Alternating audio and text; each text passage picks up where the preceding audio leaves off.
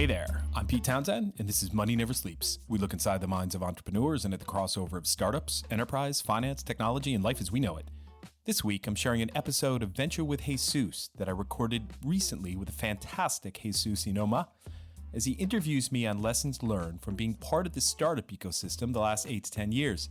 The power of networks, 2022 token sale aspirations, customer validation, building for users versus building for yourself, usability versus security in crypto, funding your go-to-market, what I look for in founders, mental models, flywheels, how to be successful in an accelerator, how to get excited about regulation, real-world assets, and more, all right here on Money Never Sleeps.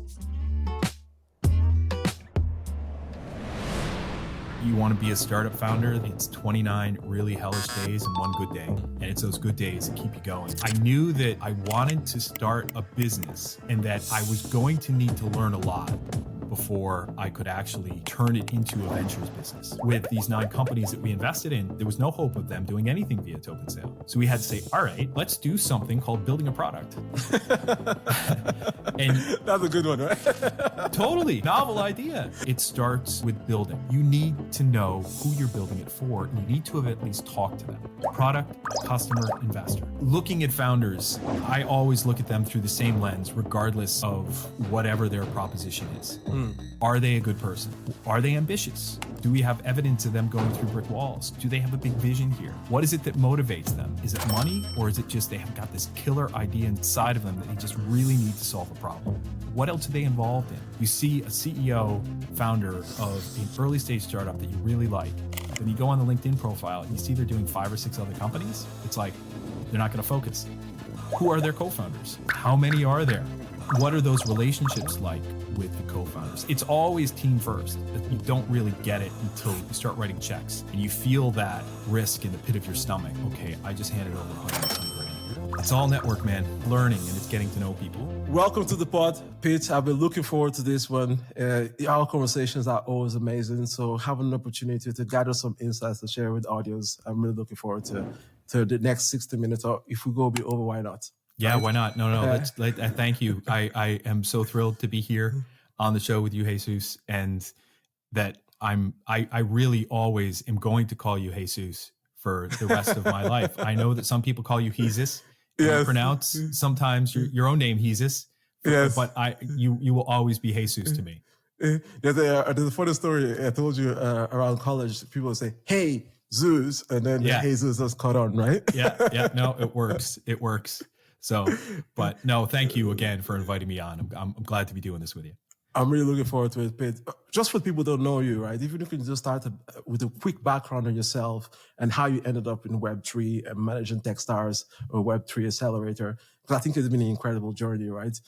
There's a lot to unpack there, right? But pick up some critical moments for us. Okay. Well, I was born a long time ago in a galaxy far, far away. Okay, that's where things start. Sometimes I feel like it. Living here in Ireland for the last 17 years, I do still feel like an alien from time to time. And but no, I'm originally from outside of Boston. Grew up outside of the city of Boston in a city called Springfield, and so I didn't end up with the Boston accent of Pakanyaka and Fenway Park and all that. But it quickly becomes turned into things like when you move into the city, yesterday becomes yesterday and Saturday becomes Saturday. And before you know it, you're speaking like Good Will Hunting. Okay. So it makes sense that you ended up in Ireland. There's big contingency of, Irish community down in Boston, right? Oh yeah. I lived in Southie, and that's where Good Will Hunting took place. And that was in the, back 95 to 2000, I was living there, and Good Will Hunting was filmed right up the street from where I was living. Oh, and nice. we got to see some of that all happening. It was so cool. But there are parts of South Boston that you go into a pub, and if you speak like me, rather than speaking like some of our friends here in Dublin, Hesus, that you kind of get given the eye that, listen, this place isn't for you. Right? Gotcha. When you have the American accent rather than the Irish accent. But that was fantastic because that was a key part of my life. Was I had gone to Galway on an exchange program in 1994. And I was raised through the Irish American heritage. That was important for me. I needed to get the hell out of Western Massachusetts And I went and did that exchange program. But when I went back to the US in 95 to finish my degree and start working at Fidelity in Boston, kind of being part of that Irish culture in the US was really more important to me. And I started moving back and forth quite a bit, just on, on holidays, on various trips, going back to Ireland. And, 95 to 2000, while I was right in the middle of having a great time and living in Boston, I was also back in Ireland a bit, and nearly went back in 2000 and moved to Dublin. And I was working with good period. Sorry? Very good period to be in Dublin. Oh yeah, absolutely. Yeah. But the money was terrible at the time. And so I said, no, thanks. And I ended up in Bermuda on a whim, met my wife there. She's Irish. And when it was time to leave Bermuda, that in end of 2005, it was like, let's give Ireland a shot. And I've been here ever since. But those, a couple points along the way, some really formative experiences when I was in Bermuda, running a project, moving hedge funds off of one operating platform onto another operating platform. That was the most painful time of my career. In that, this was really intense, really complicated calculations around how hedge funds operated. It was nasty, nasty stuff. And I remember closing my eyes when I was trying to go to sleep at night after getting home from working a 14-hour day. And I would still see these spreadsheets in my head of all these different calculations. I would see it when I closed my eyes, like, the Matrix, these numbers falling in front of my face. It was ridiculous. But that really pointed out to me how manual the financial markets are. And it was absolutely a key critical moment, me doing this. And that when I jumped and moved into a role at BNP Paribas in 2006, that I was kind of brought on as, Pete knows everything about hedge funds. We need to get this business going. And it's like, well, it's still incredibly manual. And what you guys are actually doing for these really, really simple mutual funds is far more advanced than what was being done for operating hedge funds. And so it was a long journey. Those 10 years with BNP Paribas felt very itchy along the way in terms of my entrepreneurial spirit. They say that when you go to work for a corporate, you got to put your soul in a sock, right? You got to hide it there because, and all of these wonderful creative things that I'm doing now in working with startups, that all of that was kind of hidden for a while. And it was emerging slowly. Yeah. Yeah. And so that was 2006 to midway through 2016 that I was with BNP Paribas. But it was in 2014 that BNP Paribas had just closed a deal to acquire a business unit from a big bank that we folded into BNP Paribas. And I was meeting with one of the big clients of that business that was acquired, meeting with them in Paris because we had brought them in for the Dog and Pony Show and wheeled out the big head of innovation. And the client was late because their flight was canceled or they had trouble getting to the office. And we had the head of innovation sitting there with this big 54-page deck, like, when are these people going to turn up so we can bring them through it? So I started flipping through the deck to kill some time. And I get to page 49. And there's like the emerging tech page. And on it is a picture of Bitcoin. And this is 2014. So I knew what Bitcoin was at that point. But I hadn't really figured it out yet. And then below that, it was blockchain. And I said, what's that? Right. So in 2014, Google was quite helpful at me figuring that out. So I got back to Dublin from Paris the next day. And one of the first things I did was, what the hell is blockchain? And I found the Bitcoin white paper. And I got to page 2 of the Bitcoin white paper. And my jaw just dropped open. I'm like, and it was like all of my Christmases coming together at once. I said, if this simplistic, which I viewed it that way, this incredibly simplistic technology can actually work for this internet money, right? As we called it back then, and something that you bought a pizza with. Imagine if this technology can be deployed across the financial markets. And that's what got me most excited about it. And that was my route in, right?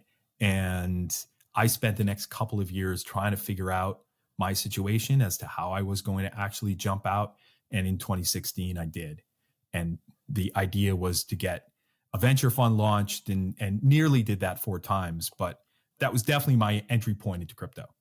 That's a fantastic story, Pete, because I same as well. Was a lot of talk around the Bitcoin and internet money. I really love the payments infrastructure that they painted. My entry point was actually in Ethereum, the Ethereum paper. So I was really hooked in the smart contracts. Oh, yeah. I really love that piece. But also your journey then, you started West set up a fund to target this space, and then you ended up in Techstars now, right? Tell us the evolution around the ecosystem, what you've seen in the past years, where it's exciting as well moving forward, because I will say that's a hell of a journey as well, right? It's all network, man. It's all network. Yeah. And when people talk about, oh, I'm going to go networking, sometimes there's this cheese factor to it, but it's not. It's learning. People. Yeah. It's learning and it's getting to know people. And I've always been a people person, as you might imagine. So yeah, when I made the decision to jump, I had some help along the way. So Alan Meany and Des O'Donoghue from Fundrex, I went and had a lunch with them, and they kind of said, listen, you want to be a startup founder that it's 29 really hellish days and one good day every month. And it's those good days that keep you going for the next 29 hell days. And maybe you get 2 good days in a row, but that's really hard to do. And I knew that I wanted to start a business and that I was going to need to learn a lot before I could actually turn it into a ventures business and launch a venture capital fund. That was the idea when I left BNP Paribas, was let's start a venture fund.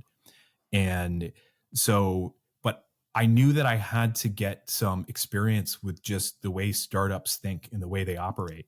So I said, I've got some skills that I can contribute. I spent 10 years on the board of BNP Paribas in Dublin. I had some good ideas around board governance. I had some good commercial relationships. I had some investor relationships that were not the right ones to start a fund with. And then I also had some local contacts in the startup community because I had started hanging out around Dogpatch Labs back in 2015 before I left. I met people like Mark Murphy from Finergo. I met a few other folks along the way that were helpful in getting me to think about this. And over the next few years, I kept looking for those opportunities to launch funds.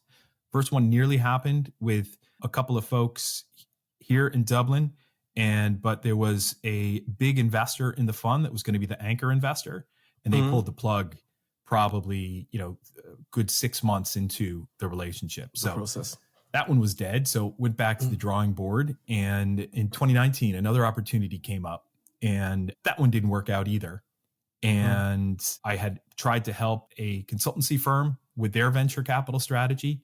And then they decided not to do it. And then the fourth one was in late 2019, just before COVID. And fundraising would have started in January of 2020. And that was for a European-focused blockchain fund. And the fundraising didn't go anywhere because of COVID. So those 4 times, having gone through all those experience, I did so much reading on venture. I talked to so many VCs. I listened to so many podcasts. The best one I listened to was a Full Ratchet. All right. And, that was my master's in venture, and just learned as much as I could, but you don't really get it until you start doing it. You start writing checks and you feel that risk in the pit of your stomach that, okay, I just handed over 120 grand here.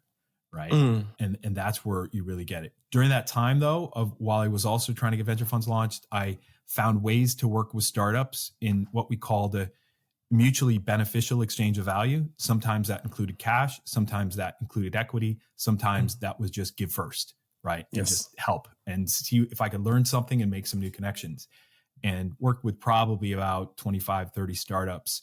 One of them was in their Series E, so you wouldn't quite call them a startup at that point in time. And so Stripe still calls themselves a startup. So of course, I know. And this one started with a coin and ended with a base. Okay. And so we all can guess who it is, right? Yeah, I was invited to join the board of their Irish subsidiary.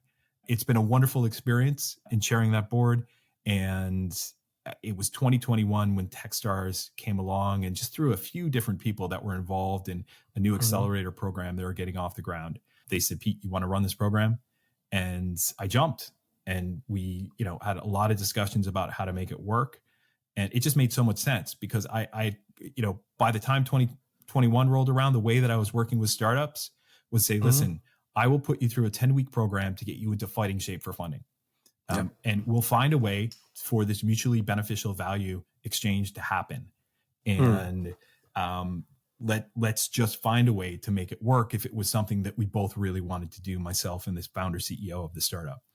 And putting that structure around things for the way I delivered value was helpful in being able to talk to Techstars about what it is that I would do and how I would do it. Yes. And was lucky enough to find Hugh McGurr, who was interested in moving home to Dublin. He had been up in Norway working for Techstars there, and brought him in, and then got the program going in 2022, made our first 9 investments. We pulled the trigger and started the program just as the markets were dropping by 60% at the end of the last bull run. No better time, right? Exactly. Exactly. If you can withstand that, you can withstand everything, right? It gives you the stripe straight away, right? Yeah. It was quite a challenge. And the interesting thing was that you bring 9 companies in that you're investing in, all with the expectation that they would raise money via a token sale over the summer of 2022.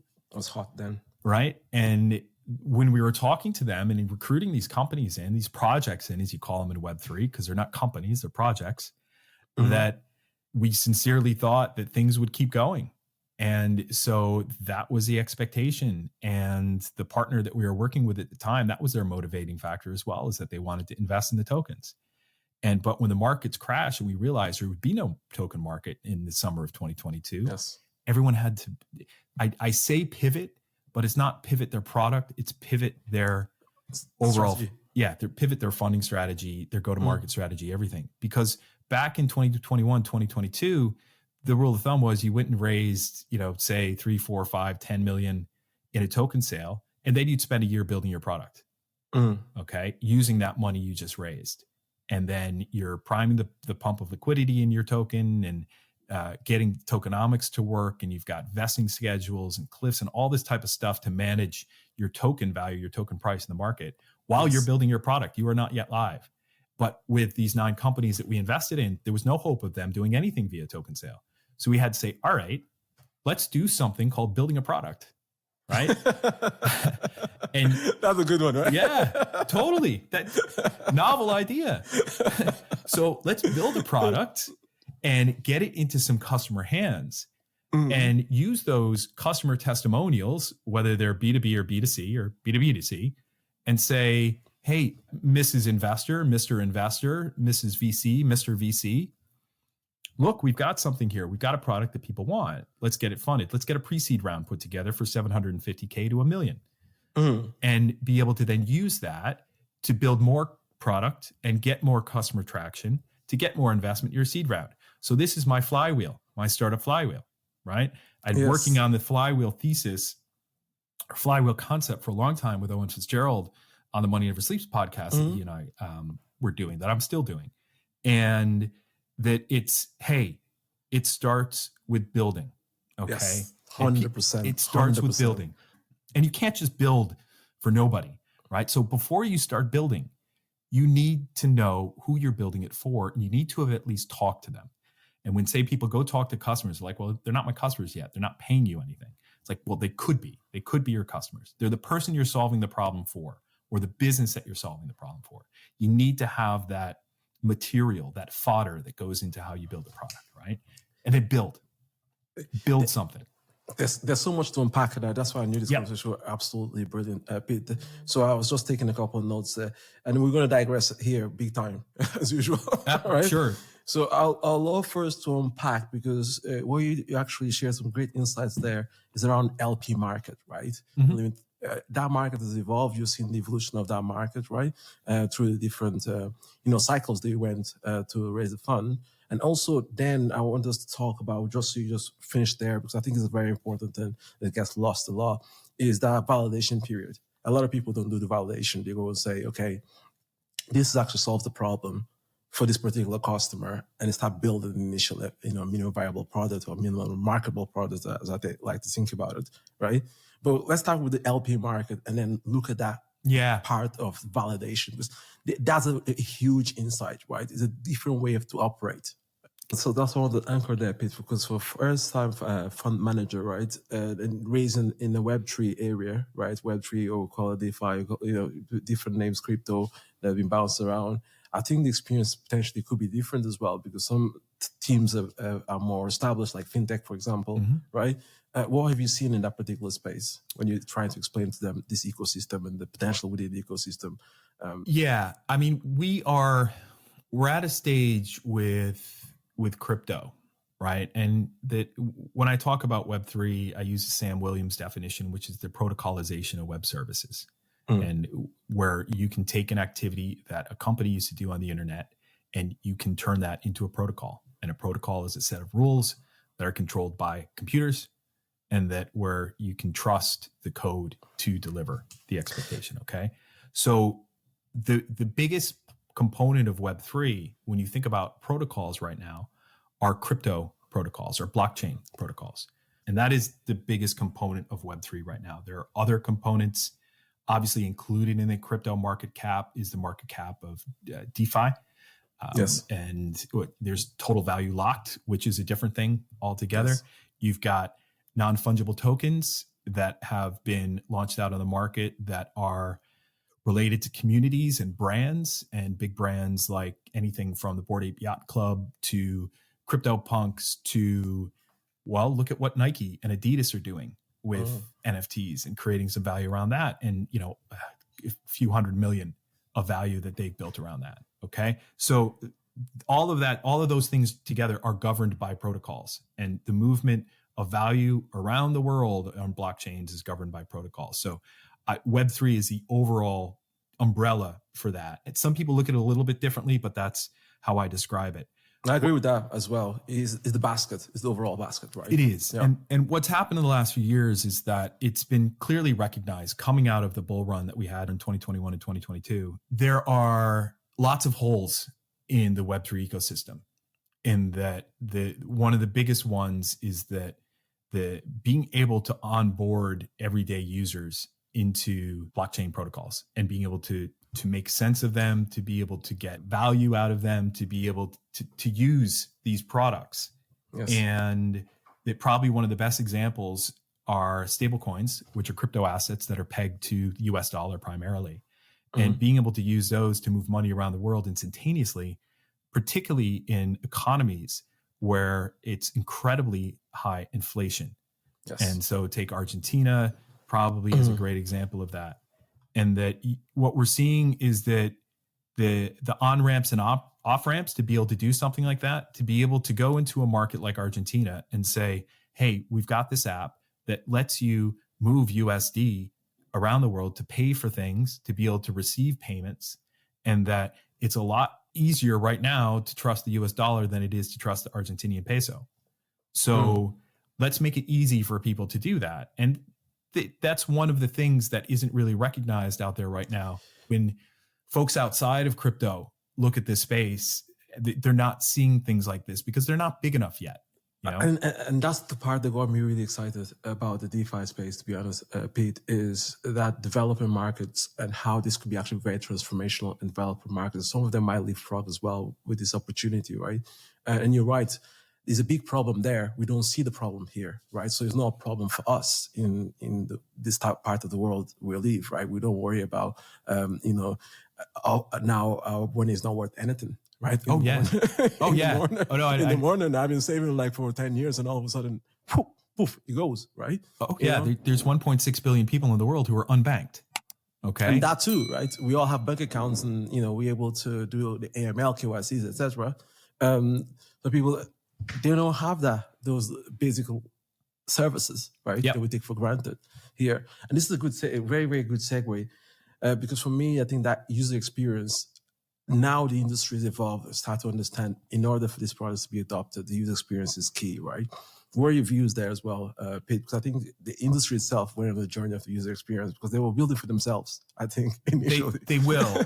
We need more investment in this space, which will drive it. And I would like to see that there's a few kind of macroeconomic winds that are blowing in the right direction for us in Web3 and in crypto that will hopefully generate some more capital flows and investment into this space over the coming 3 to 5 years. But the way to think about this is that in crypto, the biggest thing is security. It's being able to say that, yes, my crypto tokens, my crypto assets are safe. whether that's Bitcoin, whether that's ETH, whether that's USDC or Tether, the two biggest stable coins. Yes. And being able to make sure that those are safely held, whether that be through a centralized exchange like a Coinbase, whether that be through a wallet, a non-custodial wallet as they're called, and I won't get into that, such as MetaMask or the Coinbase have their own non-custodial wallet, or you're holding it offline in what's called a hardware wallet, like a Ledger Nano. Yes. And that is the most important thing, is to make sure that it's safely held. Okay. What has lagged behind is the usability. Yes.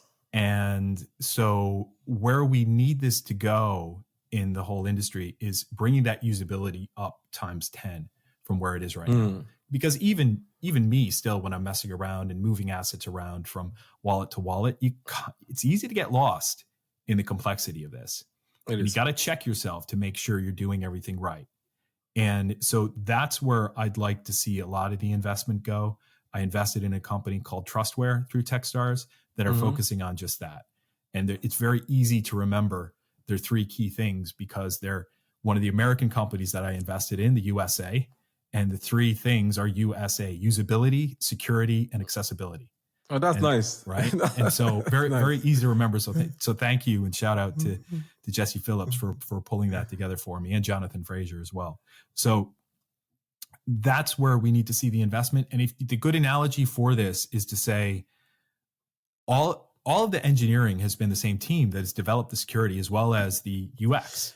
That's and the so challenge. That's the challenge. Just imagine like a Tesla, okay? A very highly engineered battery system in order to run that electric motor and be able to optimize the power sharing around the vehicle itself. And imagine the same engineer who designed all of that also designed the cockpit. So the ergonomic steering wheel, the dashboard, the whole user experience. And that's where we are with crypto right now, is that you don't have the beautiful Tesla for how people engage with their vehicle, right?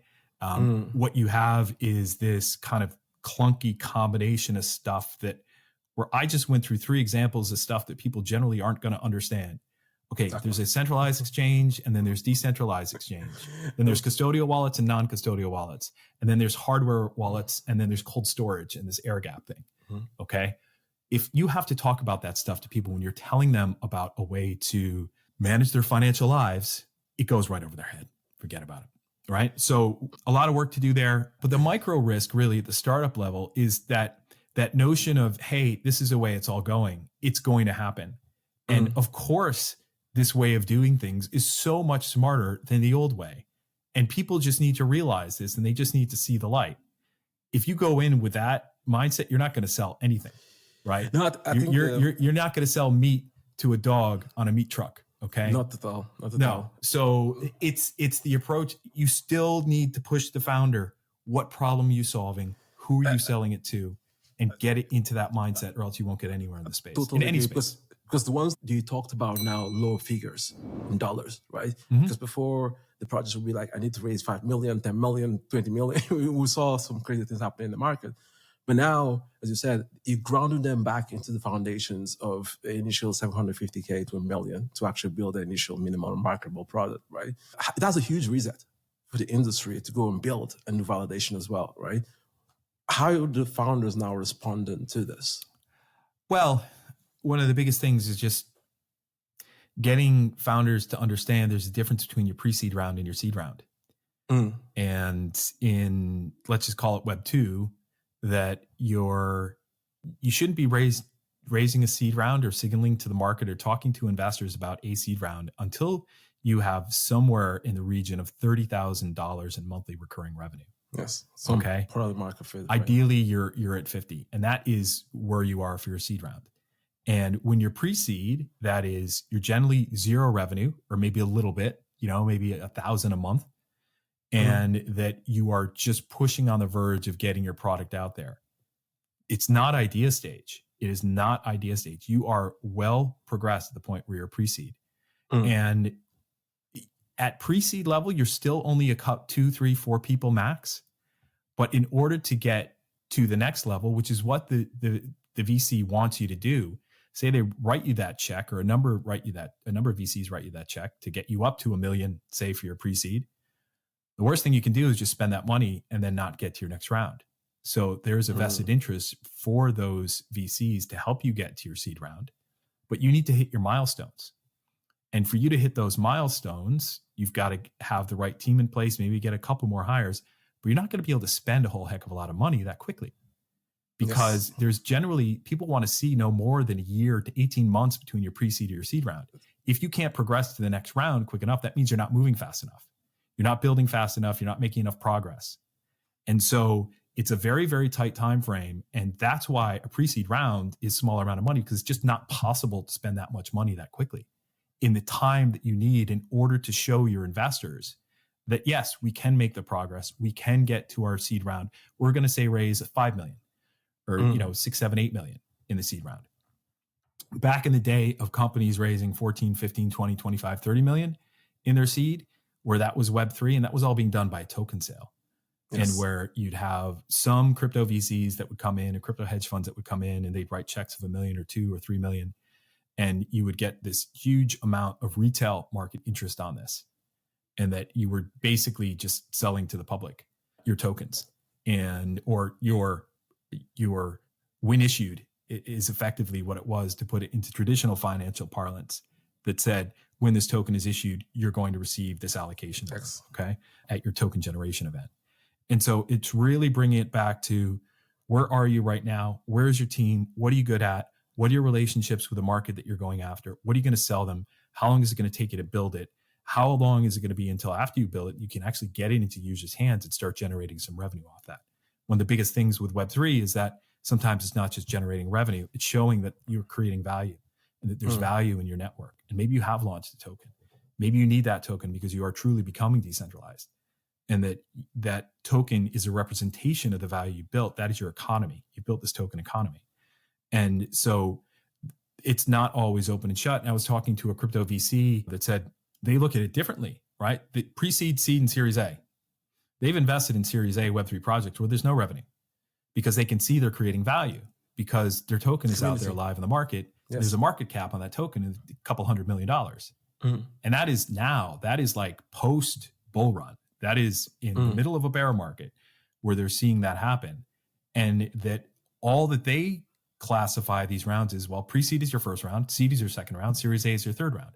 In Web 2, you need to show the revenue traction and the customer traction throughout each one. A well-established and intelligent crypto VC can look and see, I can see the technological progress this team is making with building the network. I can see the number of users. I can see the size of their community. I can see all that. And I'm comfortable writing the next check at a smart valuation to be able to get them to the next level. And some of the time that just involves token supply, and that doesn't involve equity at all. So you got to be able to see both sides of this. You got to be able to see the Web 2 kind of view and the Web 3 view to really cut through some of the crap here. 100%, Pete, because, of course, we started with the digital area of fintech, which is like predominantly Web 2, right? Those mechanics, revenue, build your first product, generate more revenue, enterprise products. Then you go and get your Series A, and you go for a global takeover. in a way, right? But those dynamics were not being played out in Web 3, but it's nice to now see those dynamics played out in Web 3 as well, where you have to really understand the problem, solve a problem, build value, right? Because even you mentioned it initially, right? The network effect, the ability to go out there and talk to the market, Pete, right? They have to do that by nature, right? So that's how you learn about your product. They do that customer discovery, right? And also, I would like to understand now what you look at in operators, Pete, right? So when you really select an operators, what are some characteristics that you like to, see that you can define, okay, this person actually can go and rationalize all the stages and potentially succeed, right? I mean, my favorite kind of people are those that don't lie. Okay. Yeah, you have to be direct. Like it's a hard journey. Just say it as it is. There's a lot of leftover fluff from the last bull run of people just thinking, hey, someone's going to throw money at me at some point. All I got to do is just keep speaking the bullshit, whatever, right? So looking at founders, I always look at them through the same lens, regardless of whatever their proposition is. Are they a good person? Can you find some reference points for that in the way they talk, the way they make eye contact with you or not, the way that they may, and obviously, there are some folks that generally do not like to make eye contact because of just their own chemistry. And that is something that you have to be aware of, because that can be a positive or can be something that you would not want to see. So there's lots of little mechanics there for figuring out if someone is a good person or not. Obviously, the best thing to do is talk to someone who knows them. And you can do that through a LinkedIn profile. It's easy enough. But are they experienced? Do they have deep firsthand experience of the problem they're solving? Are they ambitious? Do we have evidence of them going through brick walls? Do they have a big vision here? What is it that motivates them? Is it money, or is it just they have got this killer idea inside of them that they just really need to solve a problem? They really need to solve this specific problem because it's been eating away at them for so long. And can you get to the bottom of that? What else are they involved in? LinkedIn profile gives away so much. You see a CEO, founder of an early stage startup that you really like, but you go on the LinkedIn profile and you see they're doing 5 or 6 other companies. It's like, they're not going to focus, right? What's their academic background? Had that been something where it was perhaps too much academic and that not enough true business experience? Sometimes that's good. Sometimes it's not good. And that you may have a very incredibly smart, intelligent, driven person that just may not be able to get customers on board. And they will get there. It's just they're going to need a lot of coaching. So it's always team first. It's always, and team, big word. Who are their co-founders? How many are there? That's another big thing. Ideally, it's around 2 or 3 co-founders at max when you're at the earliest stages, but sometimes there are more, and that can be okay, or it might not be okay. And what are those relationships like with the co-founders? Have they worked together before? Can you notice any static between them? Zoom is great for that, because they think you're looking at one founder, but you're looking at the other founder while the other one talks. Yes. And you can see their facial reactions to all that and how they feel about what that person is saying. And if they roll their eyes, that's a dead giveaway. If they talk over each other, or if and it's like where one person starts talking and someone else doesn't like it and they take over and just don't even say, oh, can I actually address this? Do you mind if I address this? It's just, they just start talking over them. That's not a good sign. So we test for all of these things, and the homework is always a good way to do it. If you give them an assignment and see how quickly they come back and have they done it right. There's founders still that I know incredibly well that some of the most basic stuff they don't have down yet. And are they good listeners? Are they actually going to pay attention to what you say? Because that's the worst thing when you spend so much time, when you spend 13 weeks in an accelerator program, trying to share this knowledge with founders, either yourself or through others in your network that you bring in as mentors. And then you have people that don't listen. It's like, why did I even waste my time back 13 weeks ago having you in the room with me if you weren't going to listen? People get distracted. They miss things. That's fine. Other situations come up, but you can really tell the difference between those that pay attention and those that don't. And I love you mentioned that coachability element, right? Because in this game, you have to be able to learn and unlearn things very fast, right? To be willing to just say, I was wrong, right? Now my hypothesis is being proven wrong, and move that hypothesis to something else, right? Listen to the customer. You mentioned as well the Bored Apes. When the Bored Apes executed their strategy, I thought it was beautiful. From a strategist, I was like, this is absolutely amazing.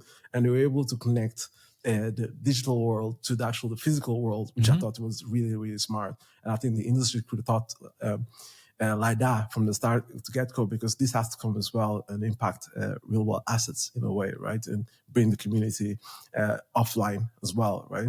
Oh, absolutely. What are your views around that area, Pete? Because those guys really executed masterfully. First, quickly on coachability and mentorability, that is absolutely critical. So we test for that significantly, and we put prospective founders in front of other folks that say, can you test them for mentorability? And there are, again, dead signs there as well, is that if you're going to invest in somebody, you need to know they're going to at least think about the advice you're giving them and say they will go down this path. In terms of Bored Apes, It's quite a story, in that, hey, how are we going to get something to market that people want to buy? And they do it in the middle of this crypto bull run and, wild speculation around it. And I've talked to a couple of people around this that said, well, they then moved on. Not that they moved on, but it looked like the natural evolution was, hey, we've got this community now. Let's start getting people to feel like they're part of this tribe. Yes. And giving them some of these benefits, the utility of the tokens. And some of that was, well, if you've got a Bored Ape Yacht Club NFT and you show that, you can actually get into a real life yacht club, okay, in Miami. And so getting, like you said, this connection between the digital world to the physical world, and that where you've got meetups and people are all part of this club. And the folks that I've spoken with said they didn't do that on purpose. They kind of fell into that because it was. Oh, you just ruined it for me. Just ruined it for me. Now, sorry. It was a strategic move, sorry. Right? This person who shared this with me, and she knows who she is. She said, she looks at Bored Ape and she's like, whatever. That is such a toxic bro culture. She wants nothing to do with, right? So because she had such an insider view on this, I asked her about it. And she said, if you're impartial, you just look at what they did. No, and that's it. But I mean, there is a NFT 1.0, NFT 2.0, NFT 3.0 journey that we've been on. And the first one was CryptoKitties, CryptoPunks, the beginnings of Bored Apes, where it's just like, these are JPEGs. People are buying JPEGs. And you got enough people interested in this, then you're going to get the buyers and sellers and buyers and sellers and buyers and sellers, and prices go up. Okay. So NFT 1.0 is just buying pictures of stuff. Okay. NFT 2.0 was that you started to get this community feeling to it, or you did get this community feeling around it, is that it was a membership card. All right. And that brings specific benefits, whether that's having access to people for conversations, whether that's being able to get into a real yacht club, whether it's getting to any other kind of exclusive real world clubs, but it's still very exclusive and it's still very bro culture. NFT 3.0 is that where you start using these kind of in a more kind of obvious way for real world use cases, such as if you buy this NFT of, say, so if Tribe Called Quest, one of my favorite hip hop groups from the 90s, they ever issued Q-Tip. Exactly. And if they ever issued NFTs, I'd be the first one to buy. And what I would want is that if I buy that NFT, I want to get the early access to buy tickets for the gig when they come through Dublin. And if I can go onto the website, whether it's Live Nation or Ticketmaster or whatever, and I can authenticate myself with my crypto wallet, showing that I hold one of these Tribe Called Quest NFTs, that means that I do get access to the presale and I can get inside to the front row seats. And I get access to that because I hold the NFT. All right. Now that is NFT 3.0, which is, and that's a sale for the consumer, right? Pete, right? That's how really you bring the retail on board, right? So how far do you think that we actually, I guess there's some players that made some big moves in the market with tokenization, Pete, right? So it's getting closer and closer to that, right? It is. Well, I mean, we're already there with that example I gave. It's not Tribe Called Quest. It's some rock band whose name I forget. Mass market in the US, and it's there. And I think it might have been Live Nation that did this. All right. And so it's happening. But the success of it is very much geared right now towards the fact that it's tiny. It's tiny little proof points, small wins that are happening. For that to become totally scalable, it can't be dependent on, all right, here's what I had to do when I did buy a ticket as a token to go to an event.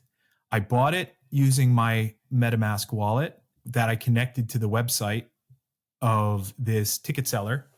And then in order to get that picture to show up in my wallet, I had to go into something called Etherscan. And I had to copy and paste out a contract ID out of Etherscan into my wallet along with a token ID in order to get that image to appear in my wallet because the link was broken. And I'll leave it at that. So that I could then show my MetaMask wallet with this picture at the door so I could get into the gig and get my little wristband to get a free pint. Okay. And that was the benefit. So if that experience continues for others like me, it's only going to be crypto natives, and only going to be crypto natives that can copy and paste on their phone that can go to these gigs. I couldn't agree with you more. I think user experience really has to be taught in this space. That's what I kind of say for the retail, the mass adoption. Gary Vee is doing some interesting things there as well in that space, because imagine if you go to a concert and all of a sudden the concert ends and you're like, I'm going to bring top 50 people backstage, just have a bit of fun, and they connect with that NFT, and that's how you actually in real time, bring those 50 people behind doors, right? I think there's incredible journey to be had there. Pete, I won't do a guest. I want to ask you something, right? Because for our guests here, they know it's about mental models, right? Tell me some frameworks, some mental models you used in the past, Pete. You talked a bit about the Flywheel one, right? You yourself and Owen developed, but you can talk about that one, or you can give another as well that you feel that would be invaluable. Yeah, I mean, I've got a bunch that I use as kind of little mnemonic devices. The Flywheel one, there's no mnemonic device. I don't need to use a mnemonic device to spell out the word flywheel, because I'm always going to remember it. And the classic Disney flywheel is the example of, you watch a Disney movie, you get excited about the movie, you realize there's a theme park where you could go perhaps experience some of that movie. So you go to the theme park. At the theme park, you love the experience so much, so you buy some merch. When you buy the merch, you take it home, it reminds you of the movie, and you want to watch the movie again. You watch the movie, you want to go to the theme park. Flywheel, it spins around and around. There's one, and it's the revenue point at each stop on the flywheel, and it gets this momentum building. And Disney have been relying on this for 50, 60, 70 years, however. Yes. There's an Amazon flywheel that has been the subject of books. And I won't get into the explanation of that one because I usually stumble through it. But having been a student of all these made me realize this flywheel of startups, which, as we were talking about before, you get your basic part of your product built and you get that into customers' hands, product to customers.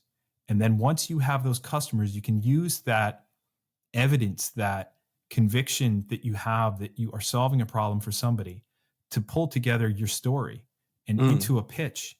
And you take that customer feeling and you put that into your investor pitch and you raise some money. Now it's oversimplified. Okay. So product, customer, investor, product, customer, investor. You take that money that you raise and you build more product, and you build out that product further in order to get more customers. You use that evidence and more customers to go raise some more money. You take the money that you raise and you build out your product further. That is my flywheel. And there's one that I draw out that works to explain that point of moving from your pre-seed to your seed to your Series A. And it's really driving that home that these are cycles that are run for startups and how they get funded. And there's risk on, there's risk off at different points of the journey.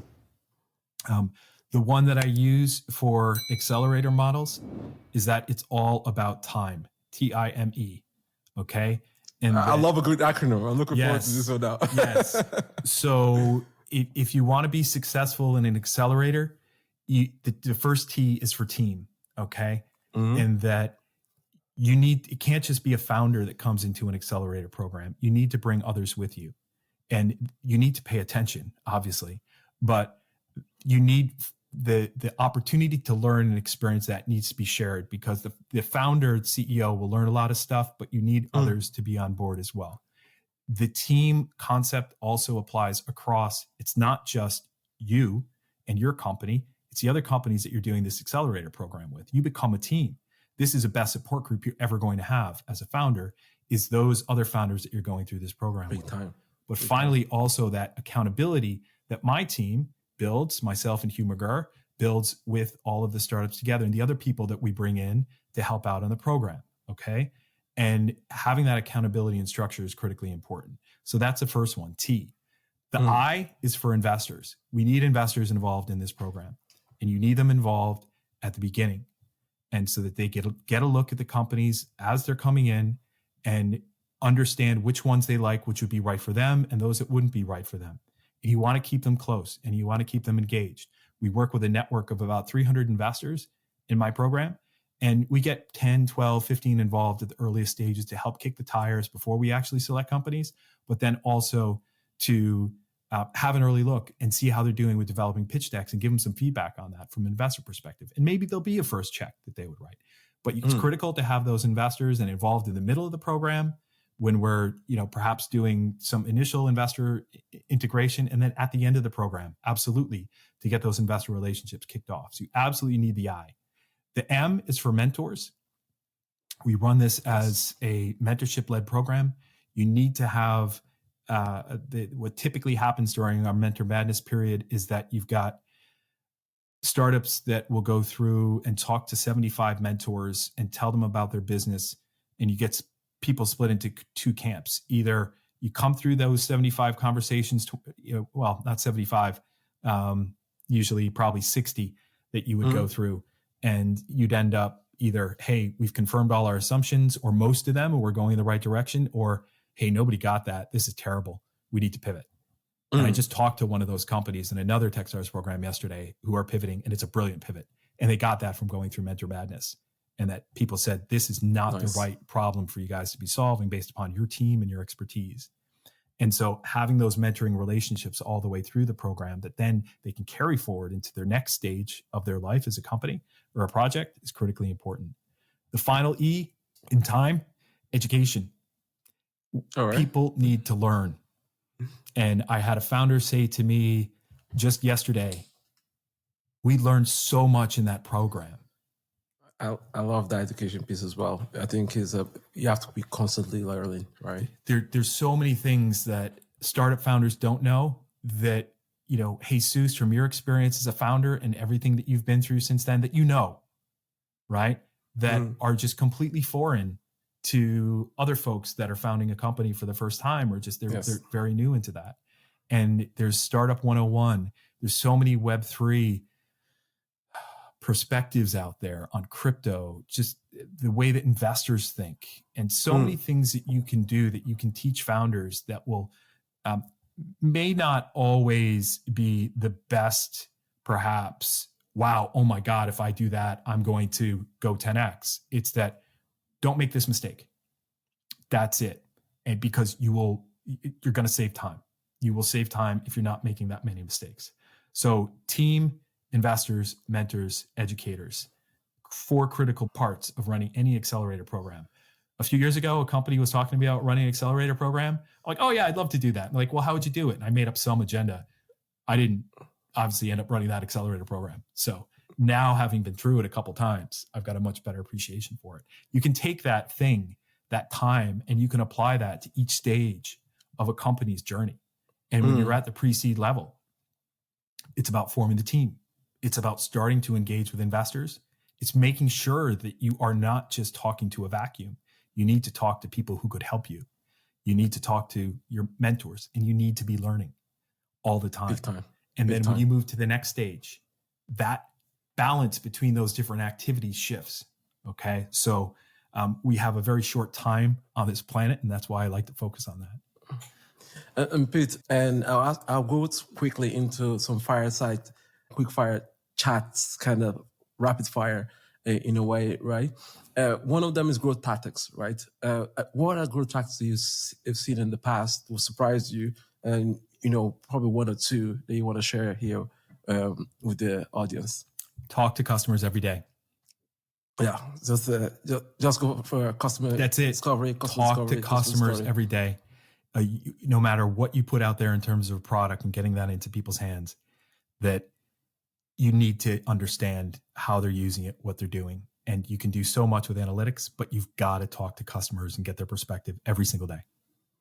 And if I was going to ask you, and yeah, I know you shared some at the start, but a very key pivotal moment, right? You had a challenge, you turned into an opportunity, right? What would be another one that you like to share? Yeah. So this was the 3rd venture fund that I was trying to get launched, and worked on it a couple days a week with a group of people. And for a period of 6 months, worked on it maybe 3 days a week for 6 months with no inflows at all, 0 inflows. And that would have started in February of 2019.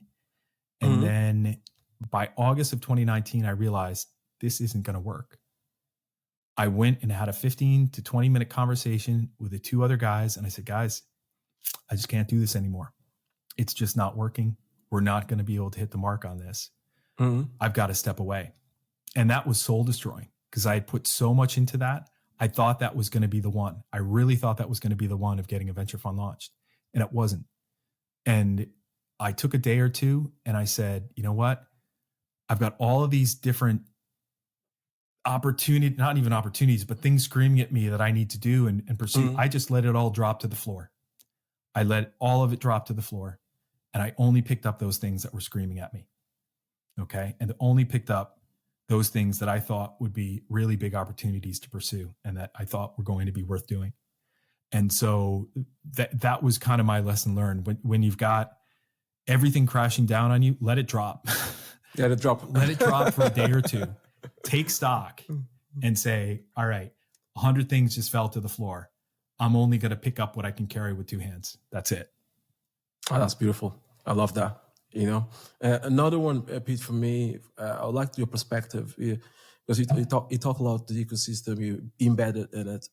We're now going through a good moment. There's some regulation coming through. There's some good institutional, investors and also social players really doing some great things, right, in the space of Web3 and crypto.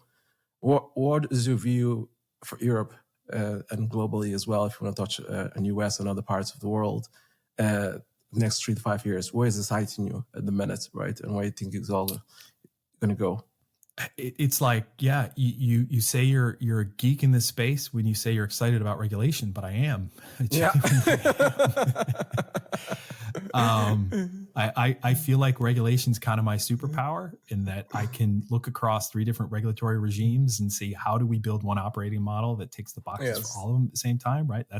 That is true regulatory arbitrage, right? Not the kind of trying to pick the one that will be the least intrusive and least heavy on you as a business. It's saying how can we don't go there. So I'm very excited about the market and crypto assets regulation that's coming in. We finally have some rules in a major world jurisdiction that is 500 million people in that jurisdiction, which is big, about even just defining what a crypto asset is and defining 3 different strands of them that are then covered by the first wave of this regulation. And there will be more, and that we're going to see that go into play in 2024. And what that will do, it levels the playing field, but also gives the big opportunity for those in the US that are frustrated by a lack of regulation and that they're not seeing the clear rules for what they can and can't do, and that they come set up here. Yes. And with English being the language that is spoken the world over, there is only one native English-speaking country left in Europe, and that is Ireland. So I've heard that the Central Bank of Ireland have staffed up for this, which is great news for the market in crypto assets. Mika or Micah, depending upon where you're coming from. And wonderful. Let's really make this happen. This is a big, big opportunity for Ireland to get more crypto firms, crypto asset service providers, as we call them under Mika, established in Ireland, which is good for everybody in terms of, the foreign direct investment. And seeing that done in such a new, well, it's 14 years old, but I was going to say a new asset class like crypto is fascinating. So excited about that. We see things happening in Singapore. We see things happening in Hong Kong.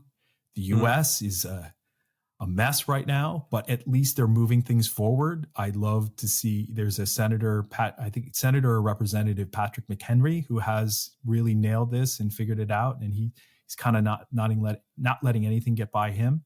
But one of the things I learned from talking to Bradley Tusk all those years ago on Money Never Sleeps, he's a former political advisor turned venture capitalist, is that 99% of the politicians he ever met were out there for one reason: they're to get the next vote. It's vanity. And so you're going to have very nonsensical, illogical things happen in political circles for regulation for laws that should be getting through and being shaped appropriately and passed, that they'll be held up for political reasons. Hey, no, you can't pass that because you didn't pass this other thing that I wanted back 2 years ago. And, it's quid pro quo. So there's so much of that in the US, which is really difficult to deal with and navigate, that it's taking a long time for things to come to the surface in terms of crypto regulation there, but we need it. We need it in the US. And I'm still a citizen of the USA as I am of Ireland. And so the crypto assets, any other pockets like smart contracts that DeFi? I'm not going to put you on the spot. Any teams, right? I mean, you talked about protocolization. I talked to a couple of folks who had gone to Token 2049 in Singapore. And they said some of the big things that were coming out of that, all the chatter was around DeFi, right? And the tokenization of real world assets. Yes. Like our friends at DeFactor, where they are taking real world assets such as bonds, trade finance, receivables, and locking them into contracts and showing them as on-chain assets, and then enabling those to be used as collateral for borrowing. Okay. And that where you say get 40, 50% or whatever the percentage is of your collateral, you get that in liquidity. All right. And we're seeing that become a very, very interesting proposition to create liquidity in all these different pockets of asset classes and pockets of industry around the world. And again, very, very small scale right now, but it's a big, big, big opportunity. And there's 150 trillion worth of assets in the asset management market. There's another 250 or 300 trillion in the real estate market. There's another 200 trillion beyond that in other physical assets in the world. So something like 600 trillion. There's 2 trillion in crypto right now. So imagine where we would go even if we got 1% of that in. Yes. Pete, I think you're right. There's some areas that, the intersection come back to, was the smart contracts and then putting that intelligent layer, on the smart contracts, be it the provenance of the data, but also the incentives, locking in the incentives as well from a transparent way. Right. I think we're going to see a lot of innovation in that. Oh, yeah. Well, you want to take the big future looking one. It's saying that, okay, if Web3 is a protocolization of web services, what could you protocolize? What could you turn into a protocol? In the 80s, you had email. In the 90s, you had documents that became web pages. In the 2000s, it became value. It became money with crypto. In 2010s, it became things like Arweave with permanent long-term data storage. All right. And so could you protocolize e-commerce? Could you create a blockchain protocol that anybody can just build on that enables you to provide an e-commerce type service as a code governed protocol on the web? Could you do that with social media? Absolutely. Could you do that with something like Shopify?